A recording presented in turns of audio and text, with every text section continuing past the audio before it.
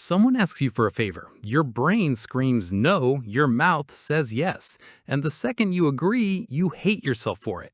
The resentment, the exhaustion, the fake smile while you're dying inside. You call it being nice, but here's the truth nobody tells you. You're not being kind. You're being controlled, and your own brain is doing it to you.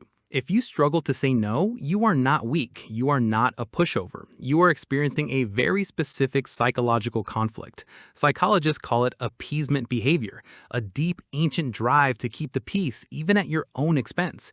And here's the strange part. The more you say yes when you want to say no, the more people will ask you for things. You are training them to ignore your boundaries because you have taught them your no does not exist.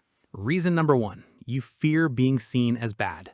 Your brain has a region called the anterior cingulate cortex. It activates when you experience social pain, rejection, criticism, or disapproval. Here's the cruel part. Brain scans show that social pain activates the same neural regions as physical pain. When you imagine saying no and someone getting angry or disappointed, your brain treats that as a literal threat to your survival. So it chooses the safe option, saying yes to avoid the pain. You are not avoiding conflict. You are avoiding what your brain thinks is physical injury. Reason number 2, your childhood trained you. If you grew up in an environment where saying no led to punishment, yelling, or withdrawal of love, your nervous system learned one lesson. No is dangerous. That lesson does not disappear when you become an adult. It lives in your body. Every time you try to say no, your amygdala, the brain's alarm system, fires. Your heart rate increases, your muscles tense.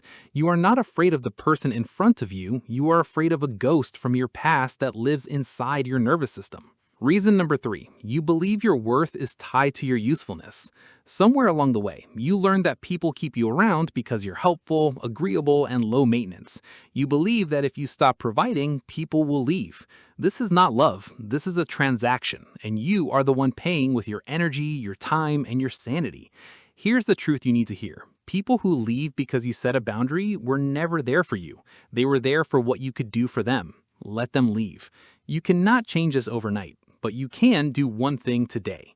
The 3-second rule. When someone asks you for something, you have 3 seconds before your appeasement brain takes over. In those 3 seconds, say these words out loud. Let me check and get back to you. That is not a yes, that is not a no. It's a pause. It gives your logical brain time to catch up with your emotional brain. Use the pause to ask yourself one question. Do I want to do this, or do I just want to avoid discomfort? If the answer is the second one, you now have permission to say no. You are not broken because you struggle to say no. You are human. Your brain is trying to protect you from pain, but that protection has become a prison.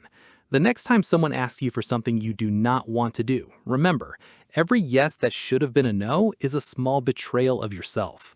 Comment boundaries if you're ready to start saying no.